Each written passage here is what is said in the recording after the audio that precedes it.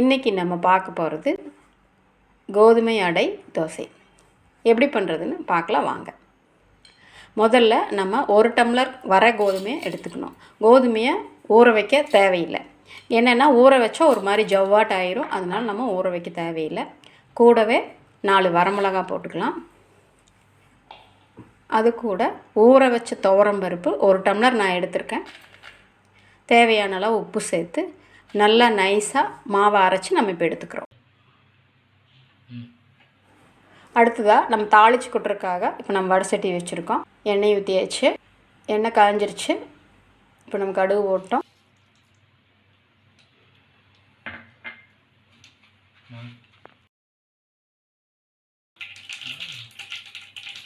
உளுத்தம்பருப்பு 2 ஸ்பூன் போடணும். உளுத்தம்பருப்பு சேர்ந்தவுடனே 1 கப் பெரிய வெங்காயம் நைஸாக அரிஞ்சு வச்சதை போட்டு வணக்கலாம்.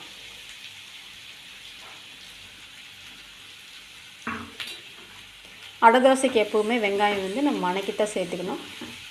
நல்லா பொன்னிறமாகவே வணக்கினா டேஸ்ட் இன்னும் கொஞ்சம் அதிகமாக இருக்கும். அதுக்காக நம்ம வந்து நல்லா வணக்கணும். நல்லா வணக்கி முடிச்சுட்டு அடுத்ததாக நம்ம கருவேப்பிலை சேர்த்துடலாம். கருவேப்பிலை 1 கைப்பிடி கருவேப்பிலையை சேர்த்து நல்லா வணக்கிடணும். கருவேப்பிலை வந்து கடைசியில் வர்றது வாசமாக இருக்கும். இப்போ நம்ம 1 ஸ்பூன் சீரகம் சேர்த்திக்கிறோம். சீரகம் வந்து அரைச்சும் போடலாம், நம்ம தாளித்து கொட்டுறதுக்காக பச்சையாகவும் போட்டுக்கலாம், அப்படியே போட்டுக்கலாம். இப்போ வணக்கியாச்சு. கொஞ்சமாக உப்பு சேர்த்து, இந்த வெங்காயத்துக்களவாக உப்பு சேர்த்துனா போதும். ஆல்ரெடி மாவில் உப்பு சேர்த்திட்டோம். வெங்காயம் வணங்குற கலவை உப்பு சேர்த்திட்டு வணக்கியாச்சு. இப்போ நம்ம அதையும் மாவில் சேர்த்து கலக்கி விட்டுடலாம், நல்லா கலக்கி விட்டுடலாம்.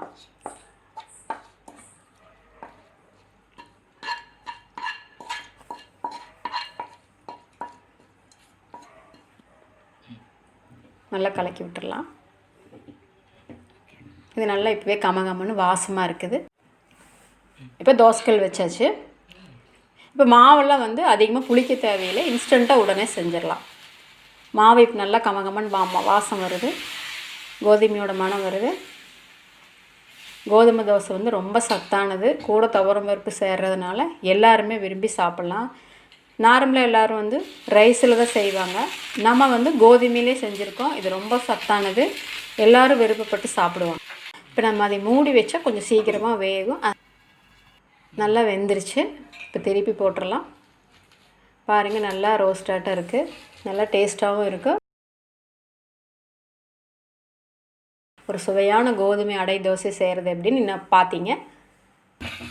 சூப்பராக இருக்குது. டேஸ்ட் பண்ணி பார்த்துட்டு செஞ்சு பார்த்துட்டு கமெண்ட் பண்ணுங்கள். நன்றி.